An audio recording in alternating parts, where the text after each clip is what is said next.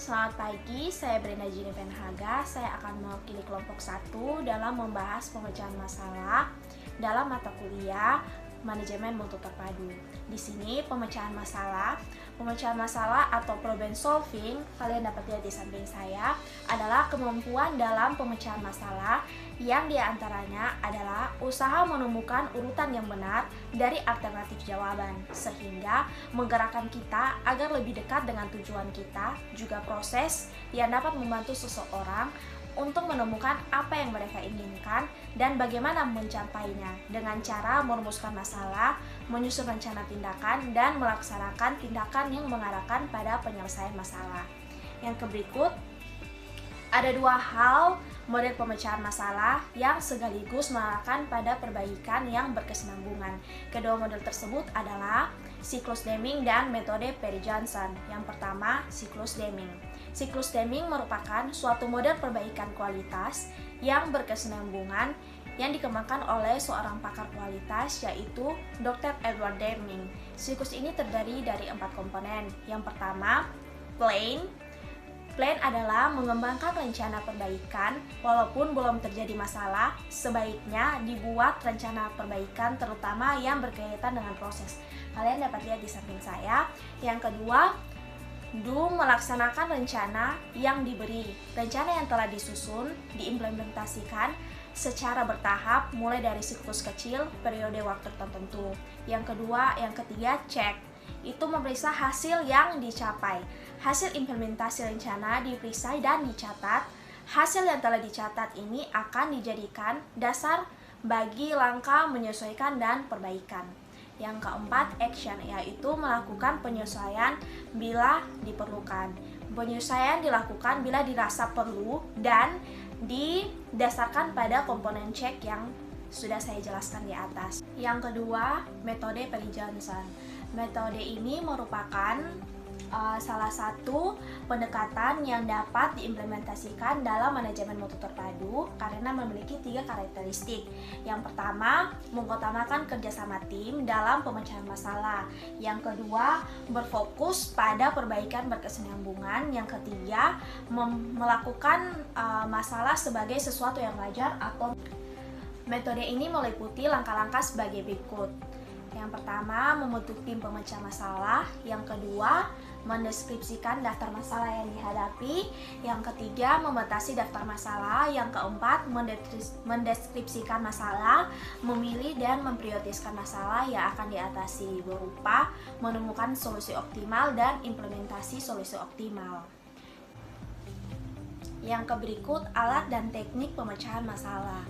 Yang pertama, bentuk-bentuk. Kalian bisa dapat lihat di sini, bentuk-bentuk strategi dan pendekatan untuk mengidentifikasi dan memecahkan masalah. Inilah yang dimaksud dengan alat-alat dan teknik-teknik untuk memperbaiki mutu. Di antaranya, alat-alat dan teknik-teknik yang dijelaskan di sini adalah konsep-konsep sederhana yang mudah diaplikasikan, baik untuk mengidentifikasi masalah maupun untuk memecahkannya. Yang kedua, salah satu aspek penting dalam penggunaan alat dan teknik adalah penggunaan secara benar dan secara teratur sesuai dengan jenis permasalahan yang dihadapi. Selanjutnya dijelaskan bahwa penggunaan dari sebagian besar alat yang akan dijelaskan di sini selalu melibatkan anggota tim dalam proses identifikasi dan pemecahan masalah. Selanjutnya ada beberapa jenis alat dan teknik pemecahan masalah untuk meningkatkan kualitas, meliputi gugah pikir atau brainstorming. Di sini kalian bisa lihat, gugah pikir adalah suatu alat yang digunakan dalam manajemen mutu terpadu untuk memancing dan menghimpun sejumlah gagasan tentang isu dan masalah tertentu. Alat ini dapat digunakan untuk masalah yang belum jelas dan masih dalam tahap identifikasi masalah, maupun untuk tahap analitis masalah. Selain itu, alat ini dapat digunakan di mana asalkan tujuannya untuk menjaring gagasan sebanyak mungkin dari sekelompok orang. Namun, alat ini juga memiliki keterbatasan, yaitu alat ini bukan untuk evaluasi situasi. Ya. Di sini yang kedua ada diagram tulang ikan atau fishbone diagram.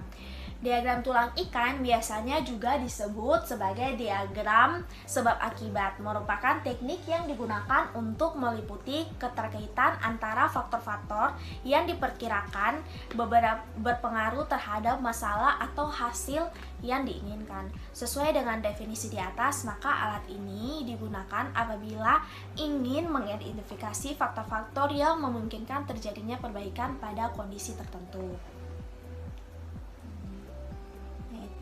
Nah, di sini ada langkah-langkah mengembangkan diagram ikan. Itu melalui setelah ditemukan pernyataan masalah, tulis di kepala ikan masalah atau akibat. Lalu gugah pikir atau brainstorming dengan mempertanyakan mengapa masalah terjadi untuk mencari penyebab utama. Untuk mencari penyebab utama masalah tersebut. Ya, terus di sini analisasi keadaan lapangan. Analisis keadaan lapangan merupakan salah satu untuk mengidentifikasi dan mempelajari terwujudnya suatu perubahan dari suatu kondisi tertentu. Analisis ini digunakan berdasarkan adanya dua kekuatan yang saling berlawanan yang mempengaruhi terjadinya suatu perubahan. Kekuatan tersebut adalah kekuatan yang mendorong terjadinya perubahan dan kekuatan yang menghambat terjadinya perubahan.